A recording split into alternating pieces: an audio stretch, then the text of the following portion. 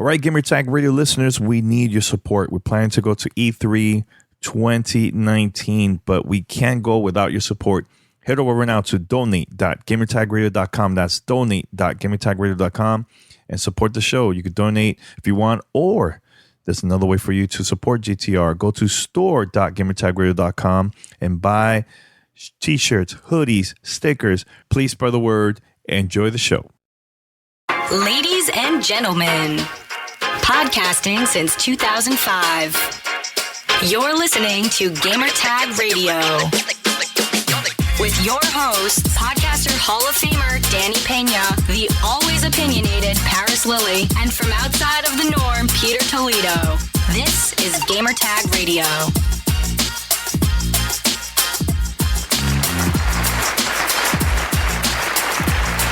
All right, welcome to Gamertag Radio, episode 843. This is your host, Danny, and joining me this week, co-host of the show. Let's start with Paris. What's going on, man? Hey, good morning. How are you guys? Good morning, man. What's up with you, man? It's Sunday morning. It's been a lot of games coming out here over the past couple of days, so I'm sure we're going to be talking about all of them. Yeah. And also joining us is Pete. What's going on, Pete? What's up? I can't stop playing Apex. I'm addicted. I think it may be time to just uninstall PUBG. It's happening. Oh, wow. I mean, there's still people playing that game, right? It's still doing good. The numbers, right? I wouldn't know. I couldn't tell you. I don't even track it anymore. I come home. You used to a lot. Oh no, I used to, yeah, for sure. But I think right now it has gone into the waste bin right now. I don't even look at it. It doesn't even come up as a thought. Like I could get bored and I'd rather go do something else. Oh wow. And I don't think that's more of an indictment on the game. I think just Apex just checks all the boxes right now for me. All right. As evidenced by the 8-hour stream last night. All right. So head over to gamertagradio.com, post your comments and feedback, and also you could find the podcast, different podcast apps, Spotify, Apple Podcasts, Stitcher, TuneIn Radio, and other podcast directories. You're listening to Gamertag Radio.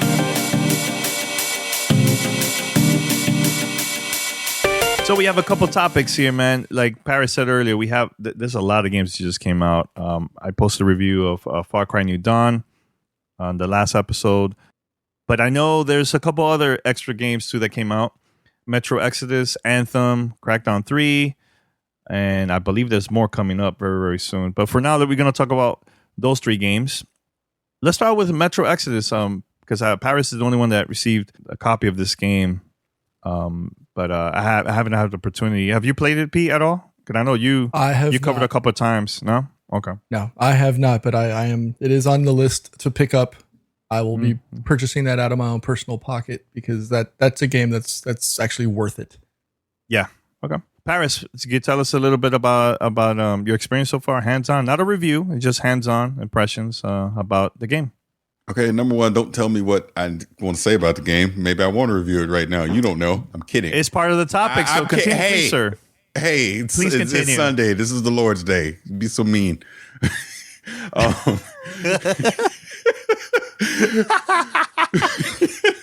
I can make myself laugh on that one. Okay, so Metro Exodus. First and foremost, want to thank Deep Silver. They sent me over a PC review code late last week. Which the funny story behind that is the review code went to my spam folder, and it was like my spidey sense went off and go, you should check your spam folder. Sure enough, I go in there for no reason. Something's just like, check your spam folder. And I go in and check my spam folder, and I had the review code sitting in there for over 2 days. So I got a late start on it, unfortunately. But obviously I've got a chance to play it here over the past week or so. And like I said, it's PC version. First and foremost, the game is drop dead gorgeous. As soon as you make it into the open world, and I'm doing air quotes when I say open world of Metro Exodus, drop dead gorgeous. I'm playing on a 1080 Ti. I've been playing it at 4K, which isn't quite hitting 60 frames per second for me. Fully maxed out 1440p. I've been able to get it over 60 frames, no problem. But And I know Digital Foundry actually just did a video thing where they're doing the RTX, and they're basically deeming this the first game to truly take advantage of RTX. And, like I said, it is absolutely gorgeous. But the game itself, that's what people are here for. I'm loving it. If you've played the previous Metro games, you already know what I mean. Just the world that 4A Games has created, in the Metro verse. This is just a natural extension of it. It's no longer completely underground, being more of a corridor shooter. They've now taken us above ground into open spaces. And when I talk about it being open world, air quotes, it's really 3 big open spaces that you're allowed to explore, but the actual story itself is still very linear. It's still pushing you in a certain direction while you're in the game. The shooting on it, keyboard and mouse, is fine. I've gone back and forth, as I like to do on PC, between keyboard and mouse and controller to try and get a feel for both. If you're playing on PC, go keyboard and mouse. Don't go controller. It feels very stiff playing it with a controller. So I'm actually curious to hear what people say that have been playing on Xbox and PlayStation 4. But like I said, overall, the shooting is pretty good. Again, it's more of a survival type horror game versus, I shouldn't say horror. That's a strong word, but it's more of a survival game than it is your typical first person shooter going guns blazing. You absolutely can do that when you're in the game, but you're going to run out of ammo pretty quick and you're going to die. I can tell you that right now. I've been playing it on the hard mode. I haven't played it on normal, and the difficulties felt about right to me. It's pretty good. It definitely encourages to use more stealth when you're out in the world versus, like I said, going in gun blazing. It forces you to actually think about going into situations. What type of ammo do I have? Do I need to come in and try and sneak on people to get stealth attacks, do melee kills, etc.? Because, like I said, you have to scavenge for all your ammo and the things that you want to do. Again, I don't want to give up too many spoilers on the story, other than to say this, and I believe it was PC Gamer that made this suggestion. Play it in Russian with subtitles. It's a lot better that way because the English voice acting, it's not terrible, but it's not the greatest in the world either. I played the majority of it with the English voice acting on, and I had the subtitles going, and I kind of started to tune out the voice acting because I just read what they were saying, and I was just more engaged with actually going through the story itself. It's a great game. It's for sure worth your time to pick it up. I don't know about on console, but on PC, especially pre-launch, I had a ton of issue bug-wise.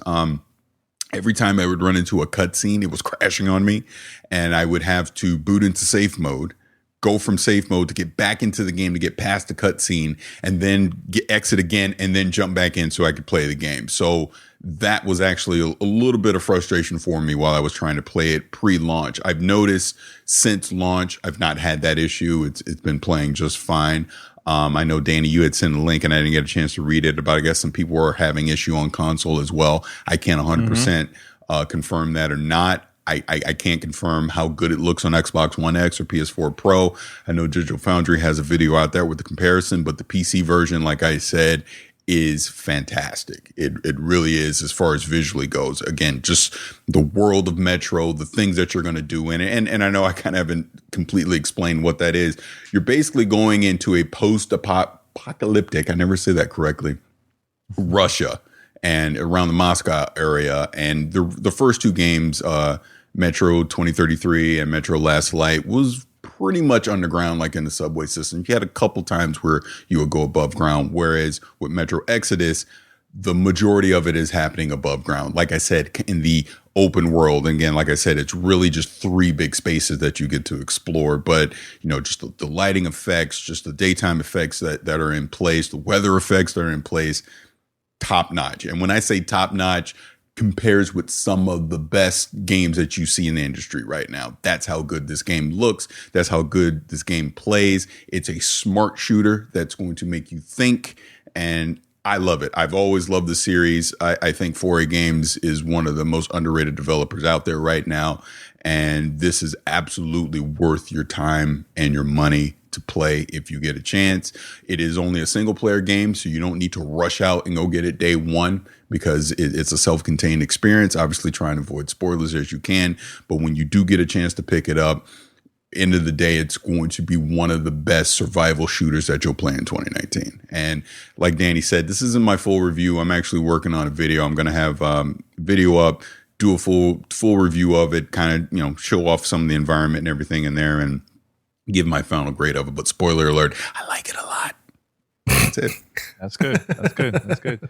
And there's no like multiplayer or anything. It's just strictly single player, right? Because I don't know much about the game, to tell you the truth.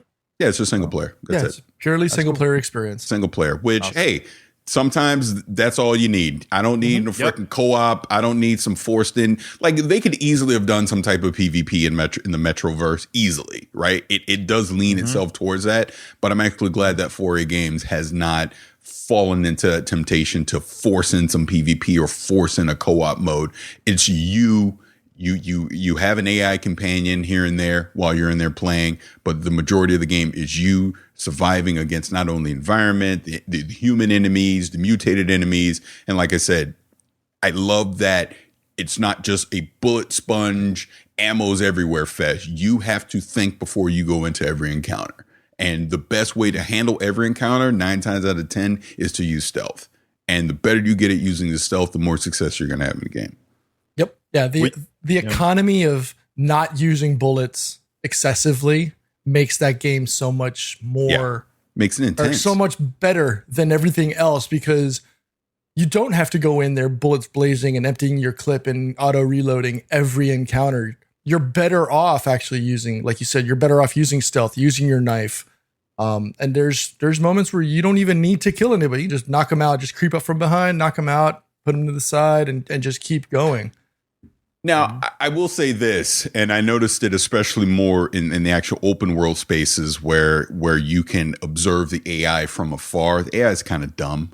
In some scenarios, they're not necessarily using tactics and things like that where, you take out an enemy, they see him and they're calling in reinforcements and they're trying to flank you and things like that. So don't expect that when you're in there. But again, the whole point of it is you're very limited on supplies, and you strategically kind of have to look at the environment, map out what your strategy is going to be, and then execute it when you go into a certain scenario. Like, I'll take this. This ain't the Black Tusk in Division 2 on the endgame stuff where they sending black mirrors after you and doing all this crazy stuff. Don't expect that, because that's not happening in this game. But like I said, for me, overall, I really enjoy it. It's my type of gameplay. I have a lot of fun with it. And like I said, in the day, it makes you think. And I like games that make me think when I have to go in and play. And I've always considered it one of the better shooters out there. And Metro Exodus keeps that up. And now, graphically, it is right up there with the best of them graphically. It's a fantastic game. Oh, yeah, for sure. All right, so I mean, right now I think it's a good time to be a gamer, man. There's so many games that came out a couple of days ago, so you have a lot of different options. But the game I think that we've been talking about a lot for like the past few months has been Anthem. But before we talk about Anthem, props to Paris, man. He's in the credits, man. Pretty cool. Was not expecting that at all.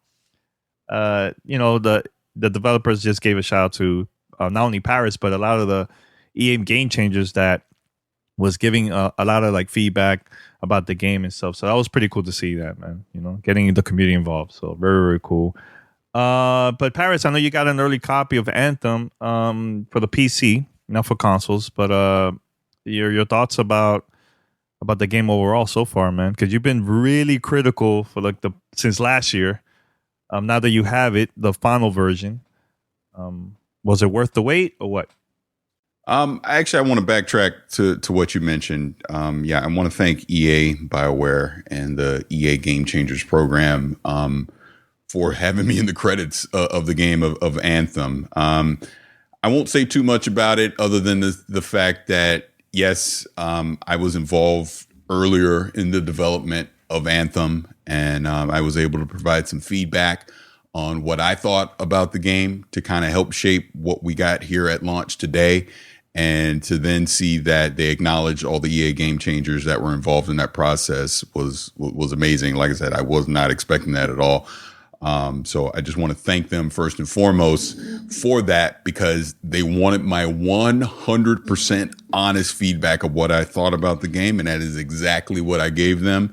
And they appreciated the feedback. I appreciated the opportunity to be able to do something like that. And I will simply say, without getting in trouble, that watching the development of a game is a very interesting process. And it comes down to this: do not judge a game until you get to the final product. And I will leave it at that. It is a very interesting process. Going to your question about Anthem the game. Yes. I have it early now. I've been playing it since Friday morning, and it's Anthem in this sense. It is a gorgeous world, drop dead gorgeous open world that they have. The feeling of being able to fly throughout that world, the verticality of that world is fantastic. I like the gunplay in it. The third person over the shoulder gunplay that it gives, the combos that you can pull off, being the various characters, be it the Colossus, the Storm, the Interceptor, or the Ranger. I love it. I really do. I think the bones of what BioWare has built with Anthem is amazing. And there's going to be so many great things that will come to this game in the future. And I say that because right now, I cannot, with good faith, recommend anyone picking this game up at $60 price tag today. And here's why. And I've talked about this, during the demo and just some of the other things, because, I went to the Capture event as well, and I got to see some of the end game stuff, previously. I don't feel there's enough content here today that is going to sustain you a month from now, 2 months from now, 3 months from now. I feel like, and we've already seen it here just in the early access, people have already completed the story. And it's kind of, all right, now I'm just repeating what I've done before. And they're seeing some of the things that BioWare's put in place to kind of lengthen out the game time, where you're doing the game mechanics has you going in the world and you have to stay in one spot and defend against a horde of enemies while, basically a counter goes down to quote unquote unlock something or fix something. And that happens a lot. There are a lot of people who are referencing the Tomb mission, where you kind of have the gap where they're forcing you to go on some fetch it quest to get certain items to kind of lengthen out game time. Me personally, I'm not a fan of the story. And let me be clear here. I'm being critical right now because, again, I'm sure you guys want me to be honest about it. Yes, I appreciate everything BioWare and EA have done, the Game Changers have done, giving me, a sneak peek into the game. But here we are with the final game, and I'm giving my final opinion on it, that I don't feel there's enough content right now. I do not like the loot system. I just don't. That has been one of my big sticklers about it. I don't feel rewarded when I'm out in the world when an item drops and I see common item or I see whatever. I don't like how they force you to go back to Fort Tarsus to do everything. And I believe there is a patch that is coming out on the 22nd to speed up when you're in Fort Tarsus, because right now you're slow as molasses when you're in there walking around. But I believe a patch is coming to where you can sprint around. Yes, when you're in Fort Tarsus, it does change over time as you progress through the story, but I simply feel like it is a lifeless environment that is forcing me to have interactions with NPC characters that aren't needed. I don't like that I have to go to Fort Tarsus to change my loadout and see what I have and make adjustments. And I get the lore of it, that it's a javelin and you have to equip it and you don't have all these items with you together.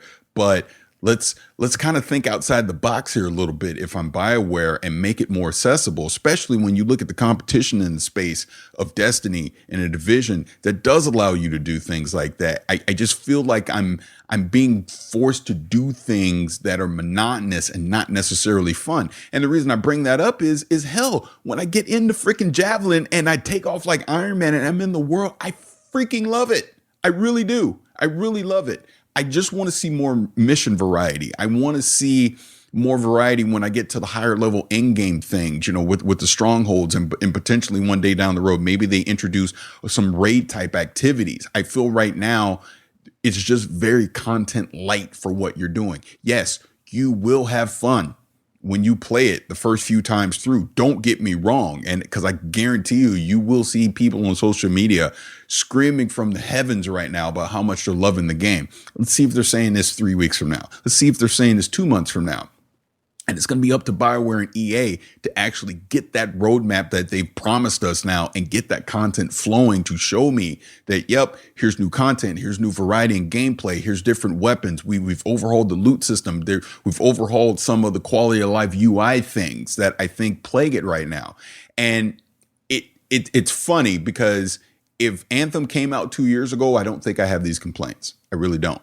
I think I have these complaints because I've been playing Destiny for 4 years. I've been playing The Division recently. We know The Division 2 is coming. These are games that have matured in the space, and Anthem is coming in a very immature state, and it's going to take time, and it's going to get there. I guarantee you a year from now, we're not having this conversation. I think Anthem will be a completely different game a year from now. I just think these are the growing pains that happen when you introduce these open world looter shooters into this space. And because of that, it's going to be compared to its older siblings. Fair or not. That's the reality of it. And people are going to criticize it because it's not what the other two games are. Bottom line. And I do think, and people have played it on the demo now, I do think Anthem is more Monster Hunter than it is Destiny or Division, but that doesn't matter either. You're going to be compared to those other two games. It's just a fact of life. And I would say to people that pick it up at launch, if you spend the $60, have patience. Have patience. Understand that you're going to have fun with it early on because you 100% will, but understand that you're going to hit a content drought. And trust me, I'm not saying this just for Anthem because I'm very grumpy with Destiny 2 right now because I do not like where Bungie is going with the game either. And that's a conversation for another day. We'll see what the Division 2 is when that comes out at launch. But for what Anthem is right now, just understand that you're going to get a drop dead gorgeous game that is going to have some quality of life issues. It's going to have some UI issues. It's going to have some loot issues. It's going to have some repetitive gameplay when you get in there. Yes, they've actually, thankfully, because of our feedback with the Grandmaster difficulty, when you do get to the end game, they've reduced the bullet sponge in the difficulty. If you watch one of the videos I have it, Jesus Christ, that was freaking ridiculous. You're just pumping bullets into these low-level enemies that have these shields on them, and it required you to obviously work together as a team and get your combos and all that. That's great, but it wasn't fun. It was just, hey, let's ramp up the difficulty just for the sake of difficulty. And I didn't necessarily feel that the items that we were getting were rewarding. They have tuned that going into launch, so it's not as bad anymore. But these are the kind of things where us as a community, for the people that will be dedicated to play Anthem day one, give feedback. And give constructive feedback. Don't just go on Twitter and cuss out BioWare and EA. No, go, hey, here's what I like. Here's what I didn't like, because they are listening. They want that feedback. Trust me when I tell you, they want that feedback because they want to make Anthem the best game that it possibly can be, right? And the only way it's going to get there is if we open our mouths and we give useful, constructive criticism. And like I said, I'm being very hard on the game right now because I see the potential of it and I want it to be great. I want it to force me to have the conundrums of conundrums, like, Jesus Christ, what am I going to play? I'm going to play this and play that because I want to play Anthem because it's so good. Right now, it's an easy decision for me to not play Anthem and play other things. And it shouldn't be that way. But I am different because I've played a lot of Anthem before launch, so I already know what to expect, right? But for people that are picking it up right now on early access and for people that are going to pick it up next week, just understand that you will have early fun and then you will reach a point where you're going to go, this is very repetitive. What am I doing? But BioWare is committed to adding new content to the game. And like I said, I think the future for the game is bright, but it's going to be up to us working with the developers and providing feedback to help the game get to where it needs to be. And I've talked a lot, so I will be quiet. So this roadmap that they've announced back in early February, right? They talk about the first act coming up, Evolving World or something like that. It's the Echoes of Reality, and then they'll move on. I'm actually looking at the big screenshot that they sent up with all the things that they'll be releasing throughout the year. You know, expanded progression system, strongholds, you know, guilds and leaderboards, missions, and ultimately, you know, culminating in the Cataclysm, which we don't know a lot about. It seems as if, and I think we've already talked about this in the past, but it almost seems as if they didn't learn from from the stumbles and mistakes that Bungie and the Division did, when they first launched. But it almost seems like these are reactionary things, maybe partially to what, you and the rest of the EA Game Changers provided as feedback, but also what other games are delivering now. The question I still think, that sits on everybody's lips is, why weren't these implemented at launch? And if not, and if they knew that this was going to be a living, breathing, and if they were going to do that, why drop it now and just feel that, okay, I'm just going to update it later, as opposed to delivering a full service or a full plate of food at the beginning? I can answer that question, because at this point, they can't just keep delaying the game. At some point, it has to come out. At some point, with these games, you have to understand, and this goes with Destiny, this goes with the Division. We've seen that track record over the past few years. These games only get better once they go public and we actually start providing feedback. You saw the list of EA Game Changers that were a part of that. We are a micro fraction of the community. We are a small percentage with our own wants and needs. Again, I won't talk too much about how that whole process worked, but you need the entire community giving feedback. You need Reddit to be freaking lit with people talking about what they like, what they don't like. I want this to change, what that changes. Because once you start to see trends, then that's when you can start leaning a certain way on, all right, let's add this to the game. Let's fix this. Let's fix that. And trust me, like another big issue is the flipping load screens. Drives me bananas in 2019 that I have a game that has this many load screens and this type of, when you compare it again to its siblings. Fair or not, it doesn't look like, why are you releasing this game in this state when you've seen all the lessons learned from the other type of games in this space? But here's the thing, development ain't easy, right? And I'm not trying to defend BioWare in this sense. They're making the game that they want to make, but they're going to have to take their lumps, just like Bungie and just like Massive did in this space, to understand what it means to try and make a game of this type. And here we are. And like I said, I do enjoy when I pick up a controller or I pick up a mouse or a keyboard and I'm out in that open world exploring. I have fun. The problem is when I'm not out in that world exploring, I'm like, this sucks. I want to hurry up and get past all this Fort Tarsus stuff. I don't like that I have to go see this person to go change my javelin loadout.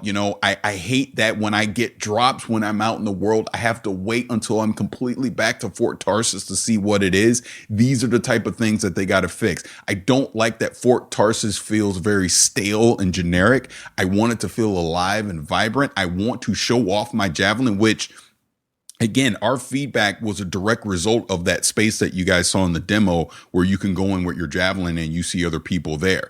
That was not in the game a few months ago. Trust me when I tell you. And these are the type of things that they need to add to the game, because why am I going through all this trouble of customizing my javelin and making it look cool? Like I saw our good friend Khalif, he's making the damn Constructicons out of all his javelins, right? With the paint color and everything. But who is he showing it to?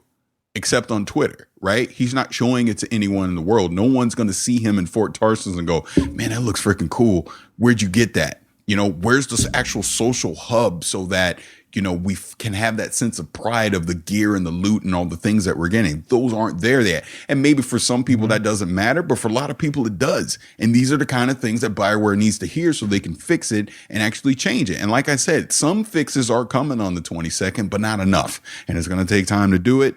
But like I said, for the people that want to be in this community and want to see this game succeed, you got to give the feedback, and you got to give honest feedback. You can't, like, I can sit up here and freaking, oh, it's great. Oh, pick it up. Oh, blah, blah, blah, blah, blah, blah. But I'm not going to do that. And I can tell you right now, the only reason I even was able to give feedback early is because they saw I wasn't going to do that. Right? Because they knew I was going to be honest about the game and be blunt and to the point of what I thought, which I was, for better or for worse. And You know, that's what they need from the community as well. Be honest.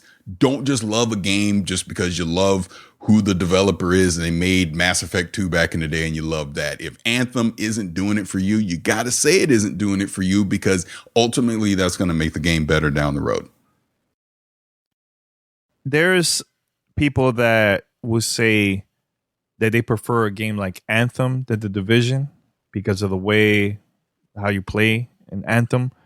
Do you think they should also give a Division a chance, or should stick with just Anthem because of that, because of the way how the shooting? Because some people find the Division, like when you're batting out with the enemies, they find that really boring, and they will find it more entertaining with Anthem. You know, the whole flying around and doing all these power moves and all, you know what I'm trying to say? Like, well, so here's what I'll say, and because I had actually tweeted this last week.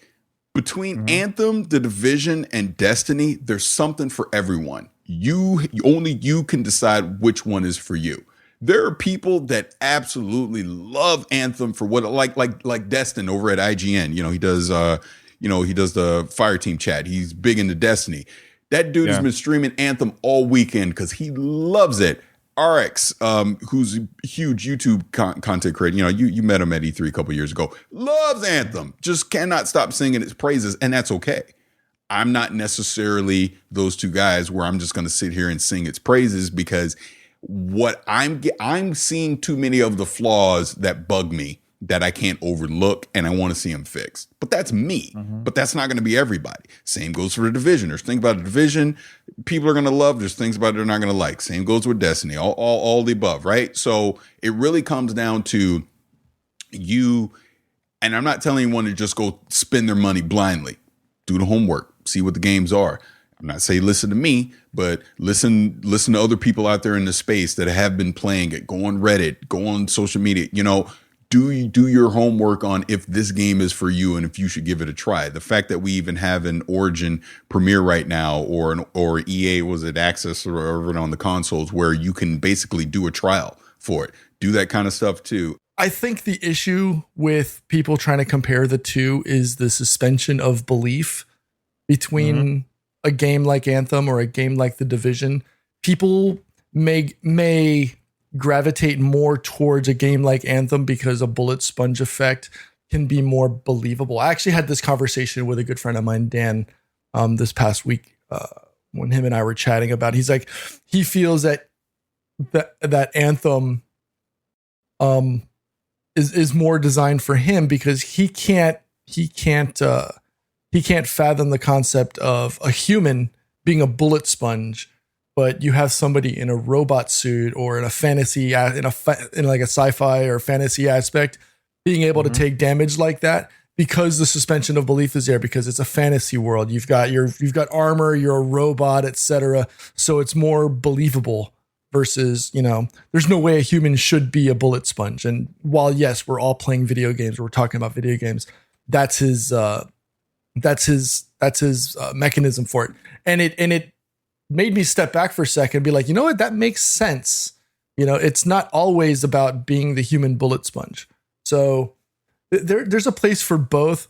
I really wish that EA would have held on to this and just pushed it back. Honestly, I think if they would have just put if they would have, as people have been calling it, putting it back in the oven, let it launch for holiday season 2019, they wouldn't be going up against Apex, which is literally the apex predator of video games right now.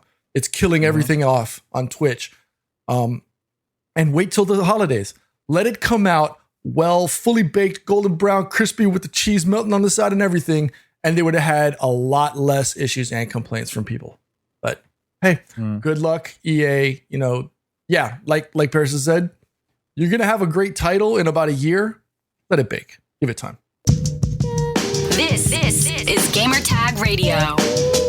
Voicemail at 786-2737-GTR. Hey, GTR listeners, we have a brand new sponsor here with Gamertag Radio. But first, podcasts are a great source of information and entertainment. And if you're like me, you can't always remember where you heard something. Imagine now the podcast GTR, Gamertag Radio, we're turning 14 years. Do you remember every single thing? about GTR. And here's another thing. It's really hard to go back and remember where you heard it or what we said. It's really, really complicated. But I have something revolutionary to share with you. Recently, we've been using the NoCast app by XIQ, which is available on both iOS and Android. And look, to tell you the truth, NoCast is a game changer. You can use it to subscribe and listen to your favorite podcast, but you can also use it to save portion of the podcast whenever you want. And it even automatically generates a transcript for you. All you do is tap the note button on the play screen or pause the podcast and say, save that. The NoCast will save the last 30 seconds of what you heard so you can go back and listen later. And it will also store a transcript as a digital note.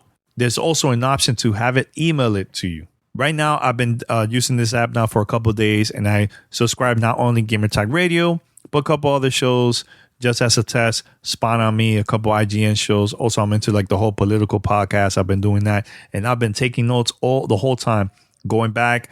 And yeah, it works. It works. And I just love that part because if there's something I disagree, I go back to my notes, email to one of my favorite, shows out there, and I'll tell them why I disagree, and I'll tell them what part of the podcast they talked about it because I was taking notes.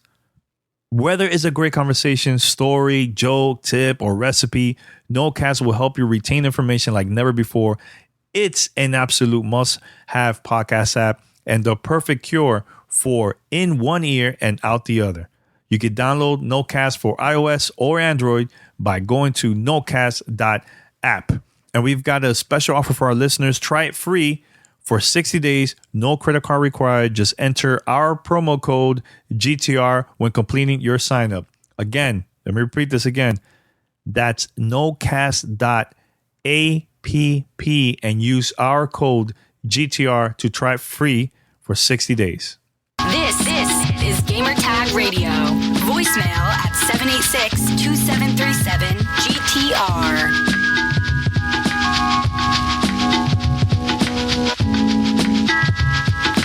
All right, so the next game we're going to be talking about is Crackdown 3 that just came out also on the 15th. And I didn't get a review copy, to tell you the truth. I went straight to Game Pass and started playing that. The thing that I find is super weird is the way how Microsoft been sending out the review codes to not only the media sites, but also the YouTubers, streamers. The process was just freaking confusing. So they'll send some people the campaign code for them to review, and then some people the multiplayer. For Pete, they sent them the multiplayer version for him to check out. Just totally confusing. I don't get the whole thing. I don't know why they did that. I don't know why split the two files for people to review instead of having everything into one. Totally confusing. I don't get it. So I downloaded the game through Game Pass. And I know that this game was just going to be just Crackdown, nothing crazy, stories, whatever. I had an idea because of ever since the first game, it was the same thing. I didn't really care about the story. The only thing that was fun to me was just collecting orbs, boss battles, everything. The main reason why I purchased, I got the first Crackdown was just to play Halo 3, the beta. Then the second one, they sent us, that was the first review codes that we got through for GTR. There was digital codes. It was Crackdown 2. So they sent us a couple and we all got together to play it. And we were just having fun, just collecting orbs and doing the campaign and whatever, right? But we never cared about the story from both of those games. So I was like, all right, Crackdown 3 is going to be the same exact thing. Let me just play it. So knowing that the game's been getting a lot of bad reviews, I was like, I'm going to play this with an open mind, see what happens, and so on. So I started playing it. I'm having fun with the game. And I feel like I know this game is not going to be no game of the year contender or anything like that, but it is what it is. I'm having fun with it. Now, even people that I know that doesn't play Xbox games, they also been posting on Twitter, hey, yo, I'm having fun too. I'm like, all right, so it's cool. So I know that this game's been getting really bad reviews, and one of the reviews that got my attention the most was Giant Bomb. They said the game is not bad; it just feels dated. The way how Microsoft was promoting it in the early days of like the first time they started announcing and talking about Crackdown 3, they were like, "Oh, it's gonna be a new thing, power of the cloud and everything." So everybody's expecting, "Yo, this is gonna be like next gen." So on. So when everybody gets the game, like, wait a minute, this game could have released on the 360, and it's just there's nothing really new about this game. But at the end of the day, I tell people this: don't buy it, right? But if you have Game Pass, check it out. If you're very curious and you don't have Game Pass, don't buy it until later that the prices go down. Maybe go buy like that. But I'm having fun with the game. The only thing that I really don't like, and I don't know why they released this, was the multiplayer, because I tried to play it and I find it just extremely boring. But if you're a fan of collecting orbs, hidden orbs, actually the boss battles in this is a lot better than the first two. I find it a little bit more challenging than the other ones. The first one I find is extremely easy. But if you like the whole explosion just going crazy, if you're a fan of like Just Cause, that type of vibe, you should try it out. I truly enjoyed Crackdown 3. Yes, it's not the greatest game out there, but I'm having fun. So I don't know if you guys want to say anything about that. And I get the whole marketing thing and all that stuff. I get it. It was stupid. I don't even know why they mentioned Power of the Cloud, because there's nothing really new in this game. But that's what I have to say. But anything else you guys want to say, or? You want to take it, Peter? Or you want me to take it? No, go for it. I'll soften the blow before you come in with the uppercut. Hold on, let me put my glasses on. Hold on. All right, I'm giving away codes on the stream. Then I'm going on mute. Okay. You talk. Just in case. Danny's putting hater blockers on. I have to protect myself from the the anti-Crackdown people, but it's all good. No, it's fine. It's just a conversation. It's all good. I don't mind. How do I phrase this? Mm-hmm. First and foremost, shout out to Microsoft and Assembly for sending me out the code for Crackdown. The PvP, was it just that mode, right? Thank you. I don't know if it's what I needed in 2019 was a separate download for this. I don't know why they split that off for the review for review purposes. Since I don't have the full campaign, I don't know if Danny has access to that or if he had to do 2 downloadables. I don't know. You know what's funny? I had to download it twice. I had no idea there was 2 different files. That's the thing that I find it confusing. Because when I first heard that the game was already available on Game Pass, like to preload, I was like, pre-download. Dude, I did that.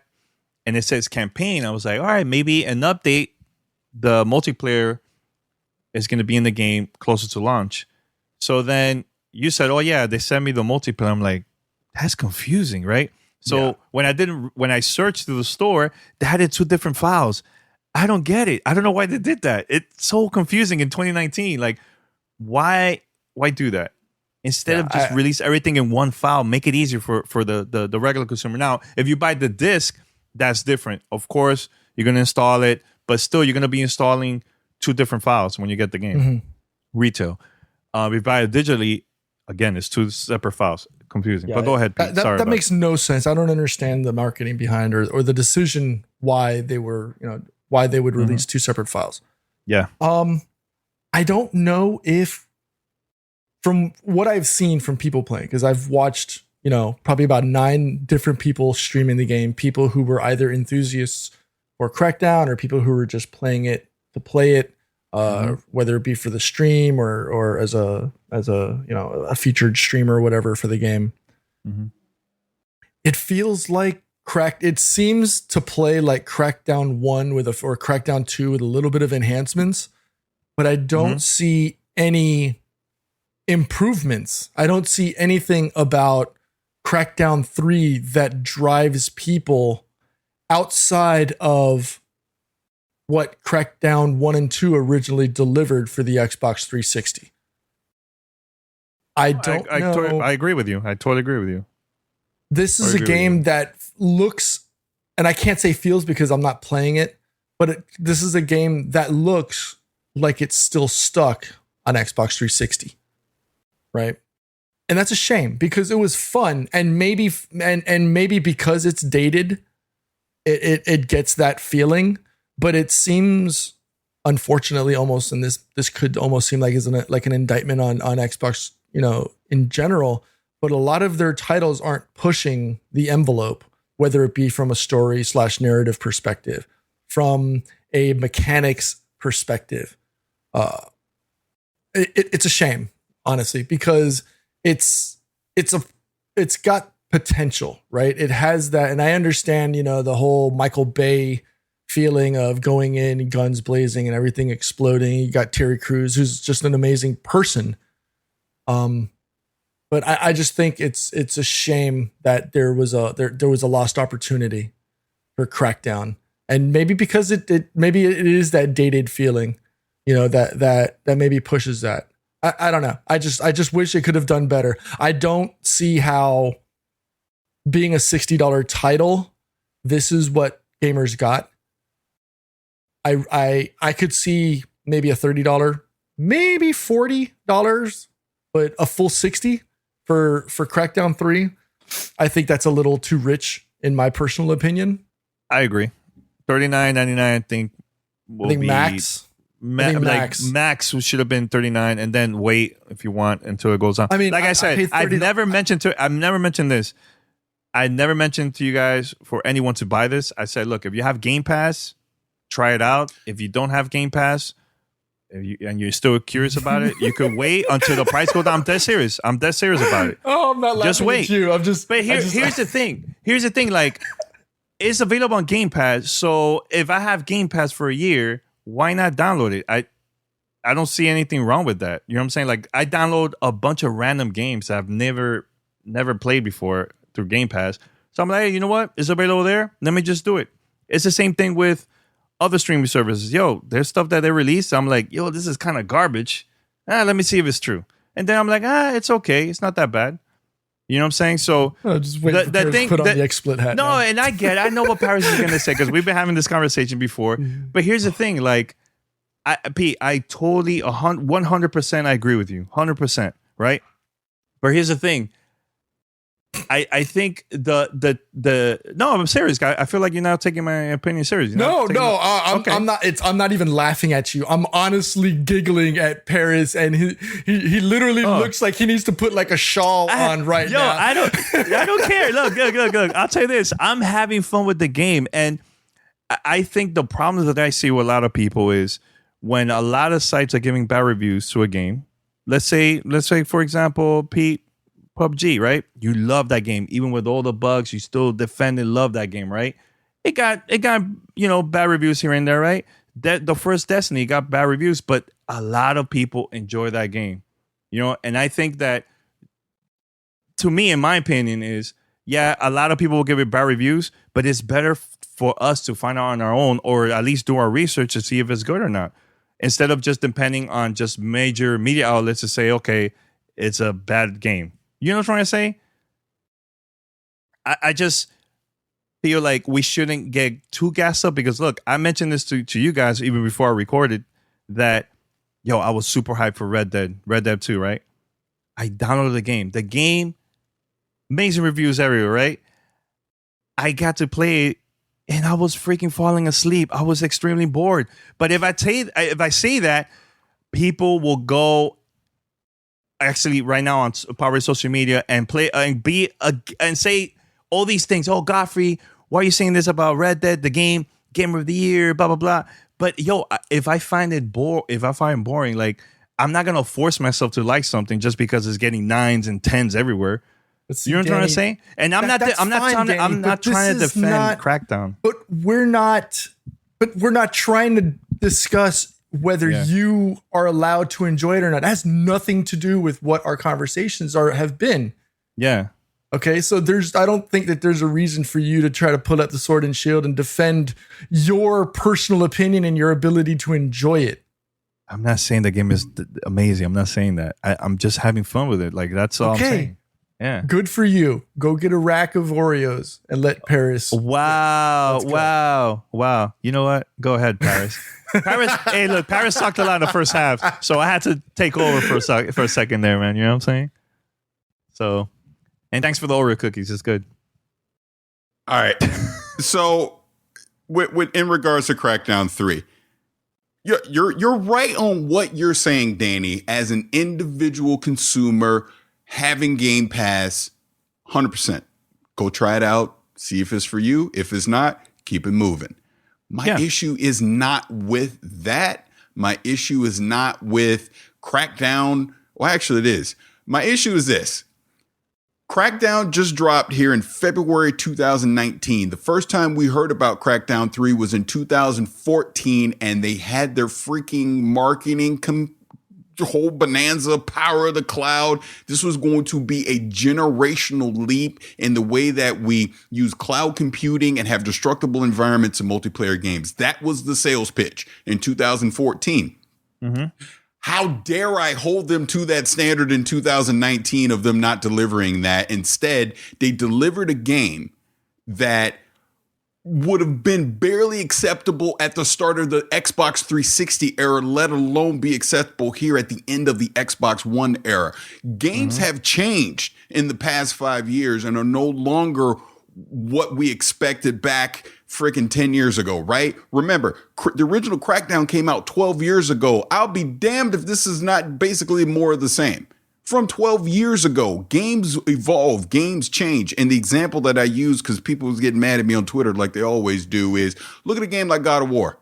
God of War didn't stay static. God of War's not the same freaking game that it was 12 years ago. They evolved. They changed what God of War was, but they kept the spirit of what God of War was, so that now it is arguably the best game of the past year, right? So here's my thing. Microsoft didn't take a risk. They didn't try something radically different with Crackdown 3. They promised something radically different, but at the end of the day, because they got stuck in development hell, we basically got a polished up version of the original Crackdown from freaking 2007. That's what my issue is. My issue also is how dare you freaking charge consumers $60 for this? If it was 30, I don't say a word if it was $30 today, because that's exactly what this game is worth, in my opinion. And I don't like people leaning on, well, it's on Game Pass, so since it's on Game Pass, you can just try it. First of all, I don't talk like that, but go ahead.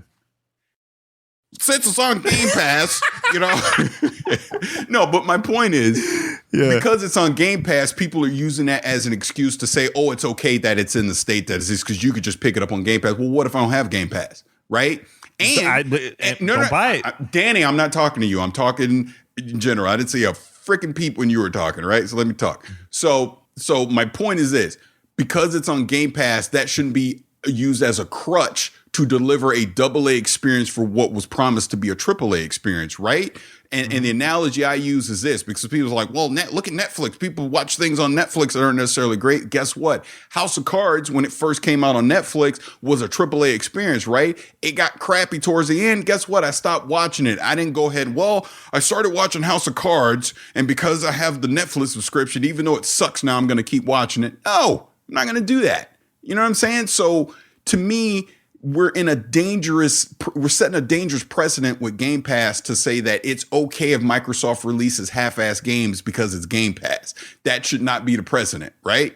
It should be, hey, you've given me a nice subscription service that's going to keep me in your ecosystem, but you keep delivering AAA content to me the way I expect. And if we want to take it even further and take Forza Horizon and put it off to the side, name me a relevant AAA game that Xbox has delivered this entire generation. You can't, because they haven't. And that's the number one problem that I have right here. And look, I'm not saying they're going to do this into the next generation. I feel like they're setting themselves up well in the next generation to change all this. But Crackdown 3 to me is the last relic of the Don Matrick era, right? of the era of they were trying to sell us a bag of freaking goods that weren't going to come to reality. To me, this is the shining example of what they were doing in 2013, 2014. And sadly, they've not delivered. You could argue maybe Gears 4 if you want, Halo 5, hell no, in my opinion, but they've not given me, there's not a memorable game from the Xbox One exclusive platform that's a AAA experience this generation. I can't think of one. I could think of, off the top of my head, God of War, Uncharted 4, Spider-Man, Mario Odyssey, Legend of Zelda. You know, I can think of other games on other platforms that were exclusive to them that were memorable from this generation that will have a lasting impression on me. Can't do that from Xbox One. So when I see people consistently excusing that we got this half-ass experience from Crackdown 3 and say, oh, that's okay, it's just more Crackdown. Crackdown's fun. I even had a friend of ours, and I won't say who he is, but you know damn well who you are, with a straight face said, yep, I would spend $60 on Crackdown 3. Stop lying. No, you would not. You would not. I would not spend no $60 for that game. I'll tell you straight up. I wouldn't. To say. That's crazy. That's crazy. That is ridiculous to say. I get it. I get it. I get the whole thing, Paris. I get it. But here's the thing. If I download a Game Pass and other people download a Game Pass and having fun, it's like, oh, we take should Game Pass out of it. But let me finish. I let you talk. You didn't let me finish. I wasn't even done talking. We feel you jump guilty in with this nonsense. But should we? Let me say something. Ask you a question. Should we feel guilty because of all the things that you said? And be like, you know what? If you play it, your opinion doesn't count because it's a half-ass game. If you got it on Game Pass, or even if let's say you just bought it, and you're enjoying it, then what? Their opinion is wrong though? Is it wrong? No one said. Okay, Jesus Christ. But I get it. I get what you're saying. I didn't say your opinion. I started off by saying your individual opinion is correct, but the overall point is what I just said. It's not about you, the individual. You like whatever the hell you want to like. I'm not telling you to not like a game. If you love Crackdown, Tony Polanco, who ain't even an Xbox player, freaking loves it. That's fine. Yeah. That is fine. My point is you came in here like a snake oil salesman in 2014 and tried to sell me a bag of goods, and this is what the frick you give me 5 years later. Not acceptable. Yo, but like I said, don't buy it. If you feel that this is bad, then don't buy it. And show, look, I think by you not buying something and not supporting it like that, like going into the stores or whatever, and I think it will help out, like the feedback. Post on Twitter, let the developers know, hey, how do you feel about the game? That's it. But I think that, I agree about the whole thing, what you were saying, where like there was even a time that I think God of War was getting bad reviews there was a time that it was getting bad reviews, and they had to evolve. They had to make the game different for the next gen, but they had to go through that stage of people like, hey, I'm not liking this at all, man. I forgot which game it was. It was one of the older God of War games. I just can't remember exactly on top of the head, but look, in this generation, I enjoyed Gears of War 4. I enjoyed Forza Horizon. There's other stuff like Ori and all that, Cuphead and all that, but those are the only two games that I can think of from this generation has been like really fun, top notch from Microsoft, and also Sunset Overdrive, in my opinion. But a lot of people might disagree, whatever. But I just hope that next generation we'll get to see a lot of good things, man. Because this generation has been kind of up and down. You know what I'm trying to say? Like, that's the good thing with the recent spate of changes, right? You've got the acquisition of Ninja Theory, Obsidian, In Exile, and studios like that. Mm-hmm. Well, I think it's Matt Booty who's in charge of a lot of those those new studio things. Yeah, Xbox Game Studio is called. The forward thought process for Microsoft, which is to start finally developing those AAA in-house games for the platform, is going to be crucial for the next 4 or 5 years. As Microsoft continues to battle Sony for that, Sony and Nintendo for the dollars of the consumers who are becoming more and more petty and more, frugal with how they spend their cash, it's going to be very telling. Microsoft can't continue to drop Crackdown 3s And I'll even say it's Sea of Thieves. Those aren't game titles that are going to sell consoles. If they're going to do that, then just devote your time to the console and your Xbox Live service and just play and just sell the ability to play games on your platform with hardware. Stop trying to be a game studio if you're not going to be able to do it well or successfully. That's all I'm trying to say.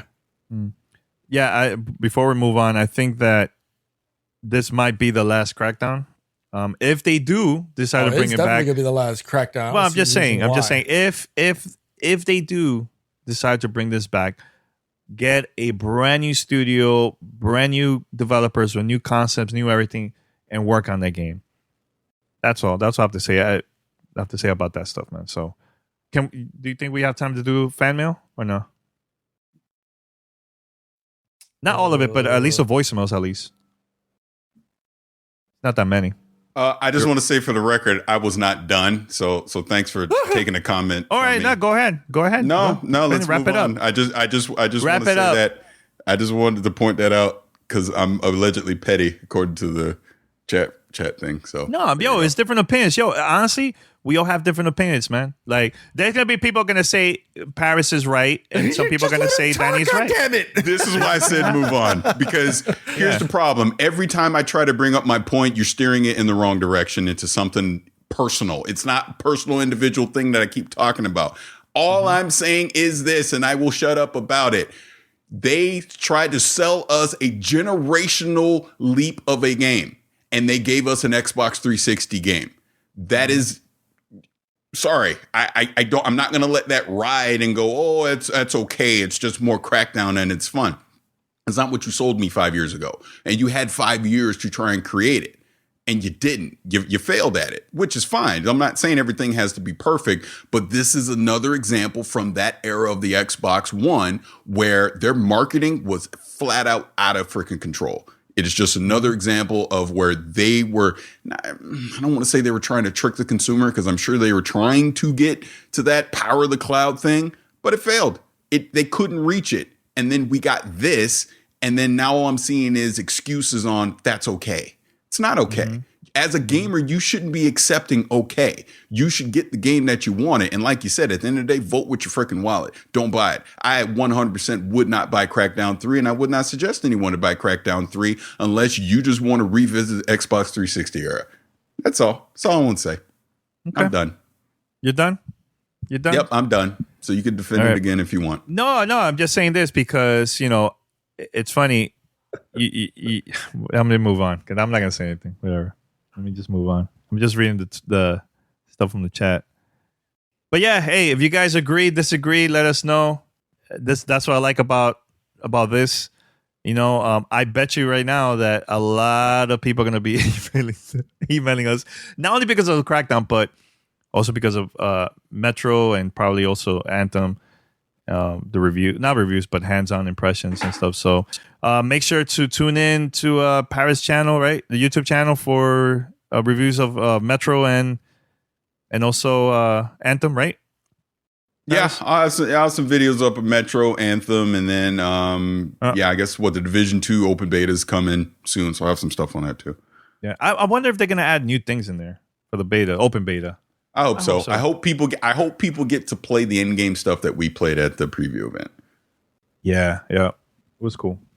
All right, head over to gamertagradio.com, put your comments and feedback, and also you can check us out: Apple Podcasts, Spotify, TuneIn Radio, Stitch, and other podcast directories.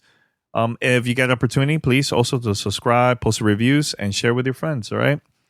Anything else before we wrap it up? No. Happy birthday to the GOAT. Happy birthday to the GOAT, Michael Jordan. Woo! Woo! By the way, speaking of happy birthday, Gamertag Radio is turning 14 years next week. I'm going to DC during that week, and also after that, I've got to go to Arizona for a little bit there too. So anybody in the DC area or also Phoenix, Arizona, hit me up, Danny at gamertagradio.com if you want to hang out. This is going to be my first time going to both of those places. Never been there. So any recommendations you think where I should go and check out, please let me know. I'm going to be there for a couple of days, man. So that's about it, man. So if you're watching the stream, we're going to continue with the after show. All right. Thanks for watching. Thanks for listening. Until next time. We're out. Thanks for listening to Gamertag Radio. Be sure to like us on Facebook and follow us on Twitter.